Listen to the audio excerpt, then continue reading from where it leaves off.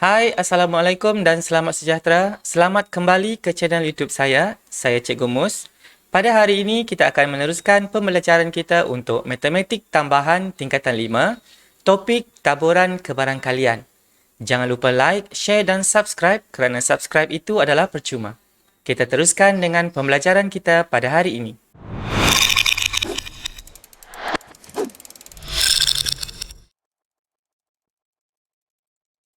Okey, Assalamualaikum dan selamat pagi. Terima kasih untuk yang ada kelas Google Meet pada pagi ini. Okey, untuk hari ini kita akan sambung balik untuk bab 5 taburan kebarangkalian. Okey, sebelum ini untuk kelas yang minggu lepas kita sudah tengok mencari kebarangkalian bagi pemboleh ubah rawak diskrit. Okey, kita ulang balik sikit dulu apakah yang dimaksudkan dengan pemboleh ubah rawak diskrit. Pemboleh ubah rawak diskrit adalah suatu peristiwa yang kita boleh bilang, yang kita boleh kira. Maksudnya sifar sekali, 2 kali, 3 kali, 4 kali dan seterusnya. So untuk hari minggu lepas juga kita sudah tengok kebarangkalian pemboleh ubah rawak diskrit. Maksudnya kita boleh tengok apakah kebarangkalian dia berlaku sekali. Berapakah kebarangkalian dia berlaku 2 kali, 3 kali dan seterusnya. Itu yang kita tengok minggu lepas. Okey, untuk hari ini kita akan lebih dalam lagi. So, untuk hari ini kita akan membina dan melukis graf taburan kebarangkalian pemboleh ubah rawak diskrit. So, dekat sini ada 3 benda. Yang pertama sekali awak mesti tahu pemboleh ubah rawak diskrit itu apa. Lepas itu awak mesti tahu macam mana nak mencari kebarangkalian pemboleh ubah rawak diskrit.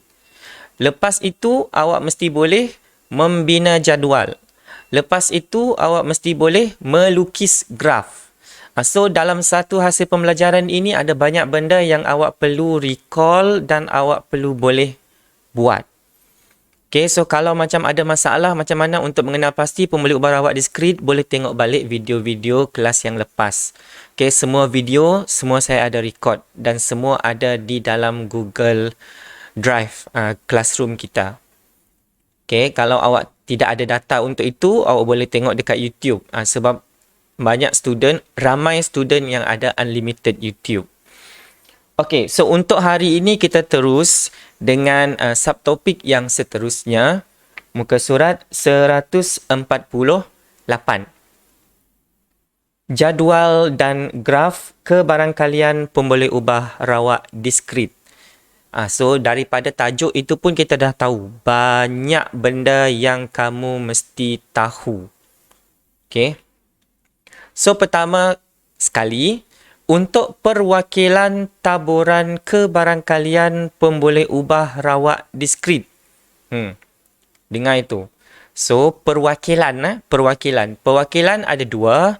Kita sudah tengok gambar rajah pokok minggu lepas. Okay, gambar rajah pokok ini basic. Asasnya awak sudah belajar dalam bab kebarangkalian dalam subjek matematik. Dekat situ awak sudah belajar macam mana nak membina gambar rajah pokok untuk mengira kebarangkalian suatu peristiwa itu berlaku. So, dalam topik ini pun kita ada menggunakan pakai ilmu itu. Itu adalah perwakilan yang pertama. Perwakilan yang kedua, jadual dan graf. Ini yang baru.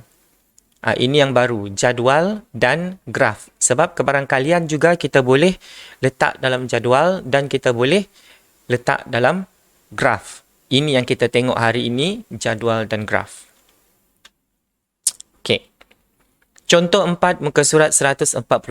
Ini yang saya highlightkan adalah benda-benda yang kita perlu ambil perhatian. Di sebuah kilang, seorang penyelia ingin memeriksa kualiti suatu jenis produk secara rawak. Terdapat 3 buah produk J dan 5 buah produk K di dalam sebuah kotak. Kotak dia sudah lukis dan dia bagi J ada 3. 1J, 2J dan 3J.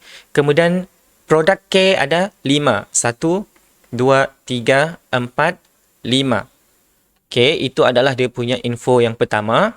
Kemudian Penyelia itu akan mengambil suatu produk secara rawak dan jenis produk itu dicatatkan.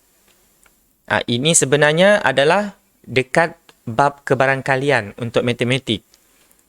Produk tersebut akan dimasukkan semula.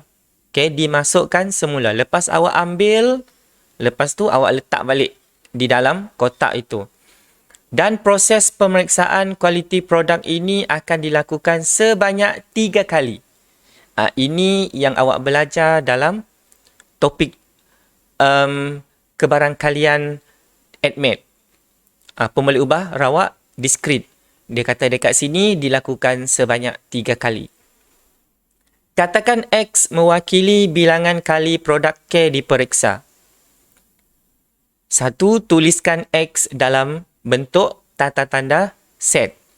Untuk soalan yang ini, siapa yang tidak masuk kelas minggu lepas itu kemungkinan awak tidak buat ulang kaji, awak akan ada rasa yang ini berat sikit. Sebab daripada yang minggu lepas itu awak bawa ke minggu ini sebenarnya untuk soalan ini. Kemudian yang kedua, dia minta lukis satu gambar rajah pokok untuk mewakilkan semua kesudahan yang mungkin bagi X. Dan yang ketiga, senaraikan taburan nilai X serta kebarangkalian masing-masing dalam satu jadual dan seterusnya. Lukis satu graf untuk mewakilkan taburan kebarangkalian X. So dekat soalan ini banyak benda yang dia bagi tahu dan banyak benda yang dia minta. Kita tengok satu persatu. Untuk soalan 1, tuliskan X dalam bentuk tata tanda set.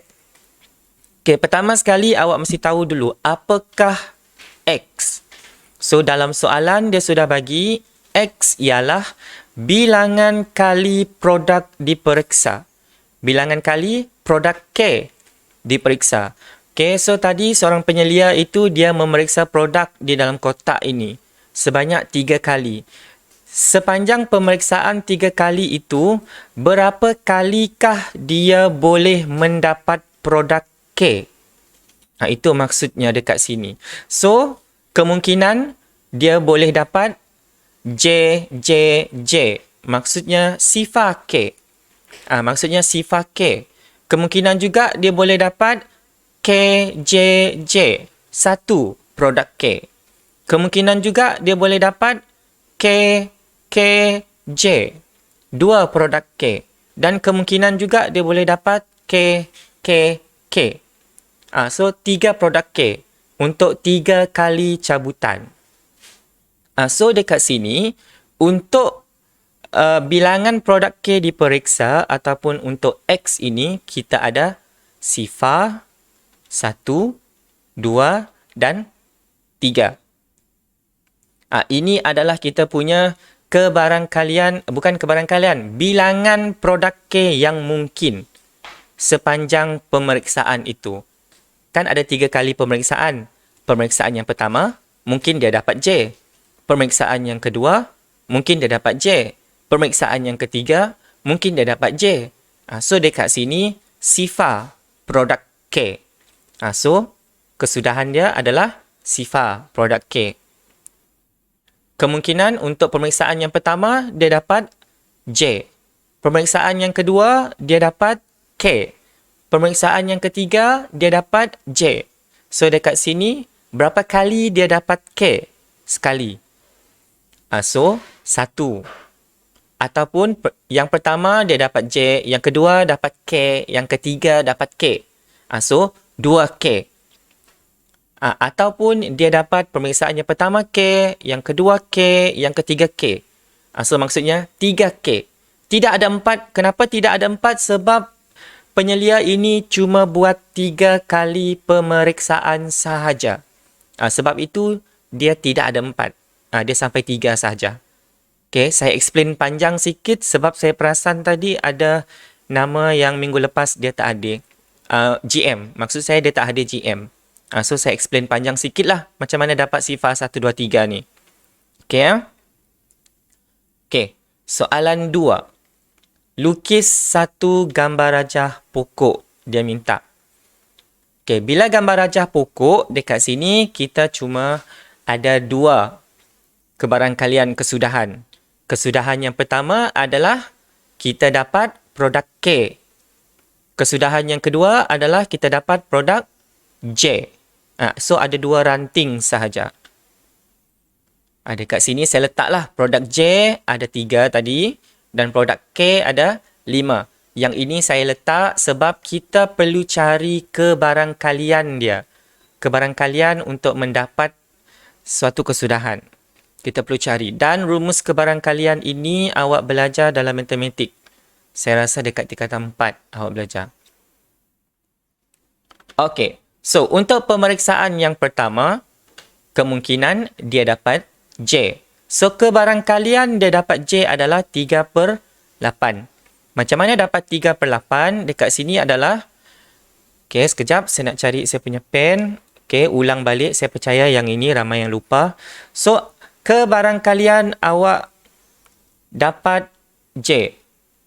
Ada berapa kita punya produk J? Ada 3. NJ kita ada 3. Okey, sekejap. Saya nak padam dulu. Yang ni salah. So, kira N kurungan J per N kurungan S. J kita ada berapa? 3. Di dalam kotak itu tadi semua ada berapa? Kita ada J dan kita ada K. So, J kita ada 3.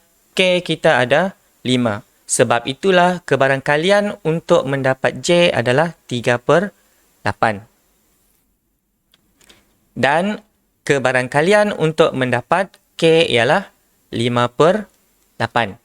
Sebab kita ada 5K. Okey, boleh saya teruskan? Okey, saya teruskan. Ini adalah untuk pemeriksaan yang pertama. Kemudian pemeriksaan yang kedua, jangan lupa dia masukkan balik. So, bila dia masukkan balik, sampel di dalam kotak itu masih sama bilangannya. Okey, bila dia letak balik, sampel di dalam kotak itu masih 8. So, untuk pemeriksaan yang kedua, dia mungkin dapat J juga. Kebarangkalian dapat J 3/8. Kebarangkalian dapat K masih 5/8. Sebab dia letakkan balik. Itu syarat dia tadi. Dia letakkan balik. Kemudian, dekat sini pun sama juga. Kemungkinan dia dapat J dan kemungkinan dia dapat K. Ini adalah untuk pemeriksaan yang kedua. So, untuk pemeriksaan yang ketiga, dia letakkan balik selepas pemeriksaan tadi. Bilangan sampel di dalam kotak itu masih sama. Tidak berubah.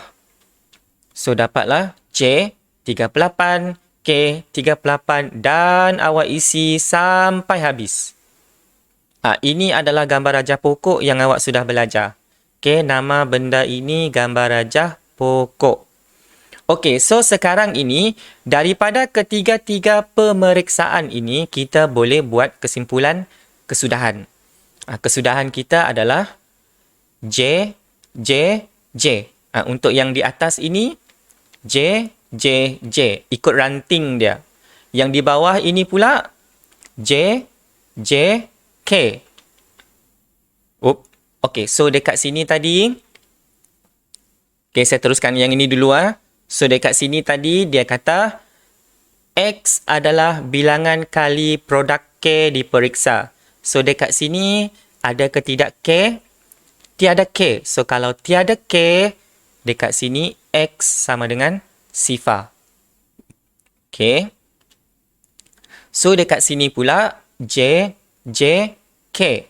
So, ada ke tidak K? Ada. So, 1.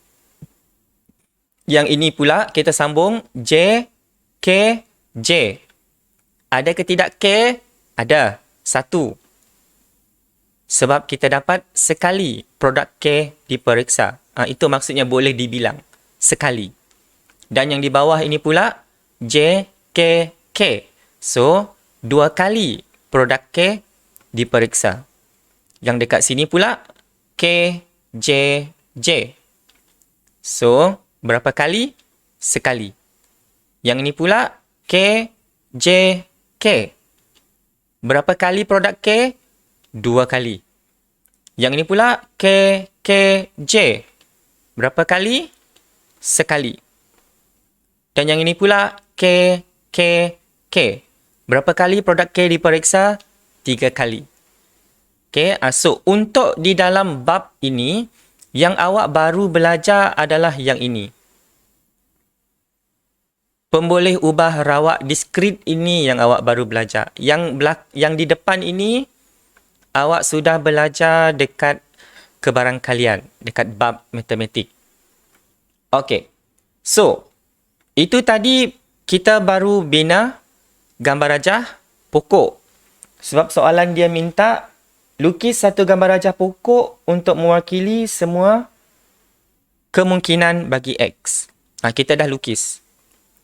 Lepas itu soalan C pula, dia kata senaraikan taburan nilai X serta kebarangkalian masing-masing dalam satu jadual dan seterusnya lukis satu graf.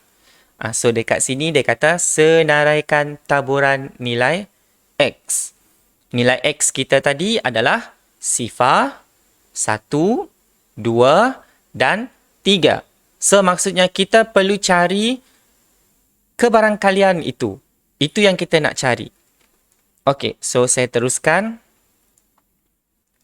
Tadi kita dapat kebarangkalian untuk mendapat J adalah 3/8 dan kebarangkalian untuk mendapat K adalah 5/8. Okey, so tadi apabila Px sama dengan sifar, untuk X sama dengan sifar. So apabila X sama dengan sifar, kesudahan kita tadi ialah J, J, J. Kita tengok dekat sini, apabila X kita tadi adalah sifar, kita ada J, J, J. 3 kali J. So maksudnya apabila 3 kali J, kita perlu cari kebarangkalian kan? So untuk cari kebarangkalian, awak sudah belajar dekat sini.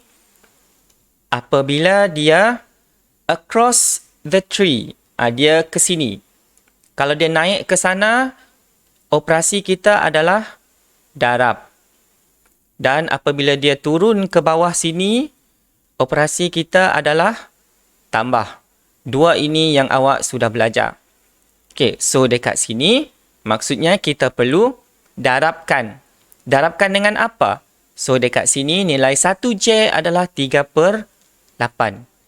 So apabila 1J 3/8, kalau ada 3J, dapatlah 3/8 darab 3/8 darab 3/8. So, dapatlah kebarangkalian untuk mendapat sifar K 27/512. Ini adalah untuk sekiranya X sama dengan sifar. Okey. Sekarang kita nak cari sekiranya X sama dengan 1. Okey, jawapan kamu tulis dalam bentuk perpuluhan. Untuk dalam admat, dia lebih suka dalam bentuk perpuluhan. Yang ini awak letak 4 tempat perpuluhan ataupun 4 angka bererti. Okey, tapi lebih molek 4 tempat perpuluhan. Okey, kita cari X sama dengan 1.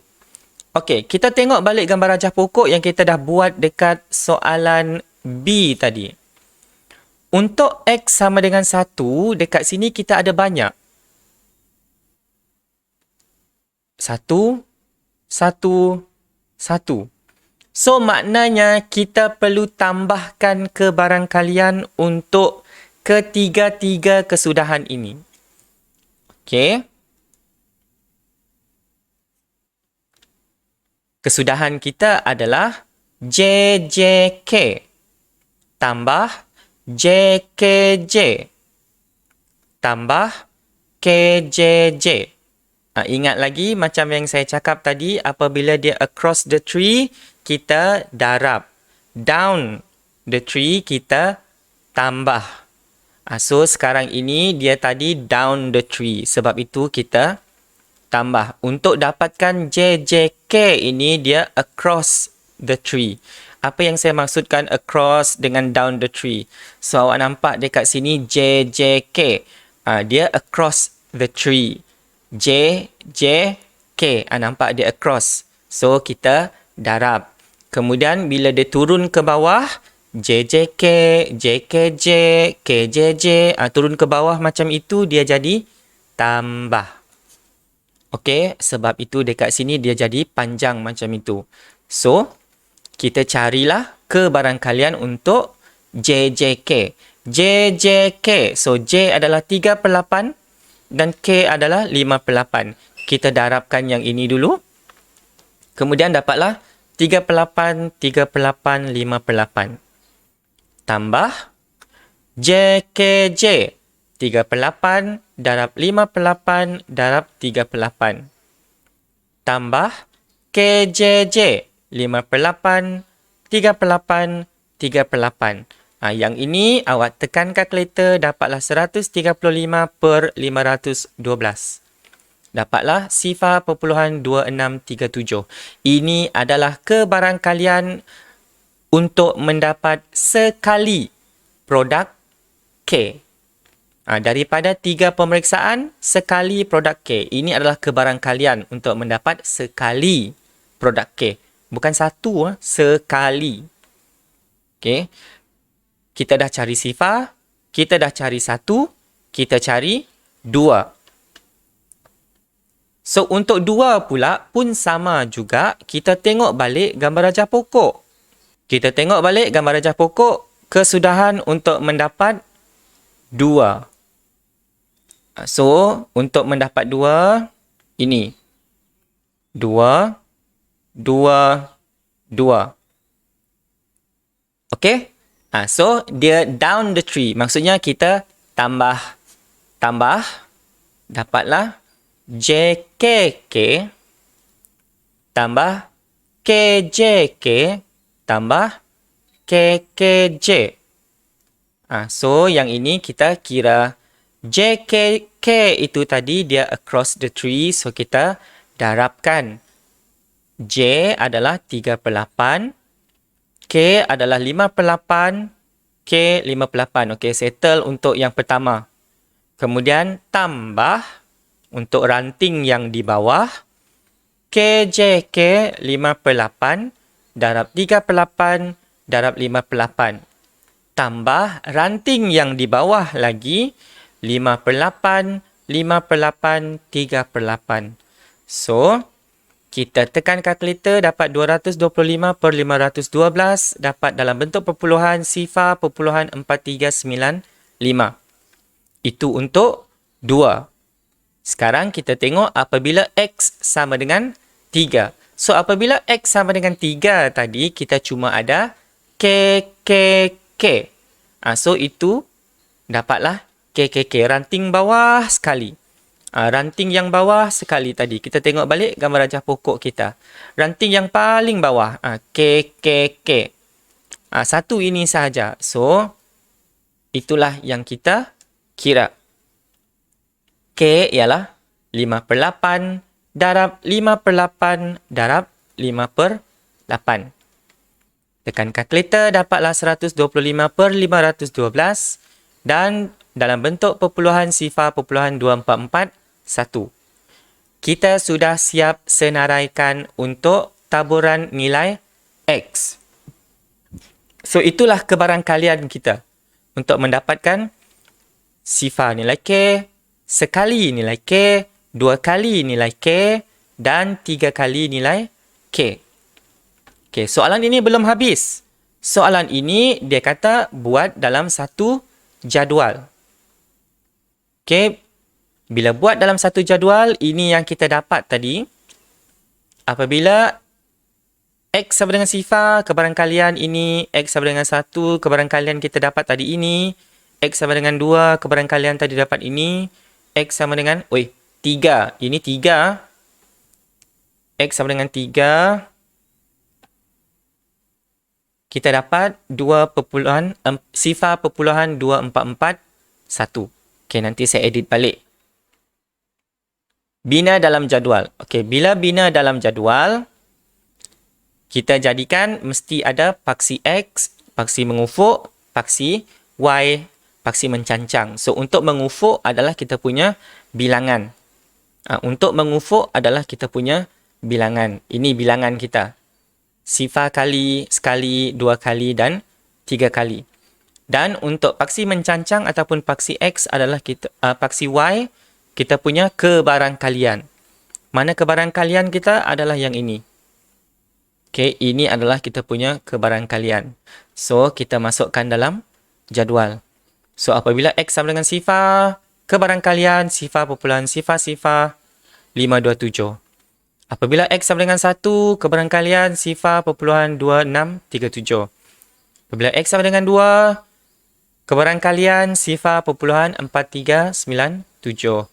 Dan apabila X sama dengan 3, kebarangkalian sifar populahan 2441. Dah habis ke belum? Belum. Dia minta kita lukis graf pula. Okay, bila lukis graf, adakah graf awak bersambung? Tidak. Graf ini adalah graf diskrit. Bila graf diskrit, dia tidak bersambung macam graf yang awak biasa lukis.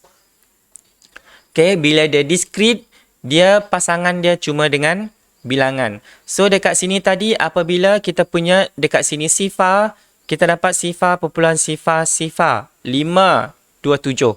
Kecil sangat. So, awak boleh letak sifar populahan sifar 5. Tidak menjadi masalah. Okay, untuk skala ini, awak guna skala yang sesuai. So, awak tengok dekat sini, skala yang paling kecil kita ialah sifar populahan sifar. Kemudian, yang paling besar dekat sini, sifar populahan 5. Sebab dekat sini, sifar populahan 4395. So, bila awak lukis graf, nilai dia mesti lebih besar. So, kemudian awak plotkan titik, sifar, dapatlah sifar populahan sifar 527. Kemudian, apabila dekat sini 1, awak plot titik, sifar populahan 2637. So, awak ambil sifar populahan 2. 1, 2, 3, 4, 5, 6. Bolehlah ambil sifar populahan 26. Sebab kita lukis guna tangan. Kejituan kita tak sampai sifar populahan 2637. Tak sampai. So, awak ambil sahaja sifar populahan 26. Memadai. Okay, memadai. Kemudian, apabila 2, dekat sini kita dapat sifar populahan 4. Sebab apabila awak bundarkan 3 ini, kita tengok dekat sebelah dia 9. So, sifar populahan 4. So, bundar pula. Plotlah dekat sini.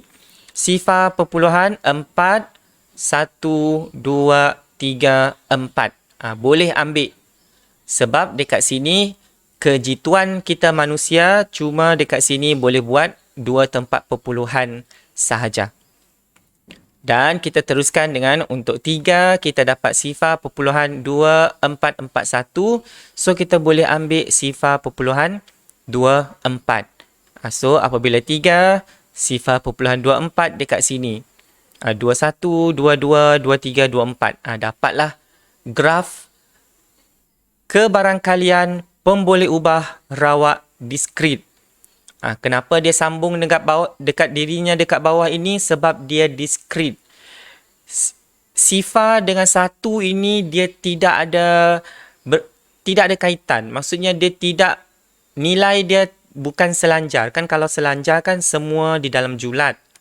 Dekat sini dia diskrit. So, kalau dia diskrit, sifar itu sahaja nilai dia. Kalau sifar ini sahaja. Dia tidak ada macam sifar populahan 1 kali, sifar populahan 2 kali. Tidak ada. Dia sifar 1, 2, 3, 4. Macam itu. Nilai dia diskrit. Dia macam diskrit is eksklusif. Bolehlah cakap macam itu. Diskrit is eksklusif. Maksudnya dia dengan dirinya sendiri. Partner dia. Kalau yang ini partner dia 1 sahaja. Yang ini partner dia 2. Yang ini partner dia 3. Itu. Lebih kurang lah. Itu yang saya boleh cari perkataan yang sesuai untuk menjelaskan diskrit. The exclusive. Macam you and me. Saya tak nak kongsi dengan orang lain. So kita dua eksklusif. Boleh lah macam itu.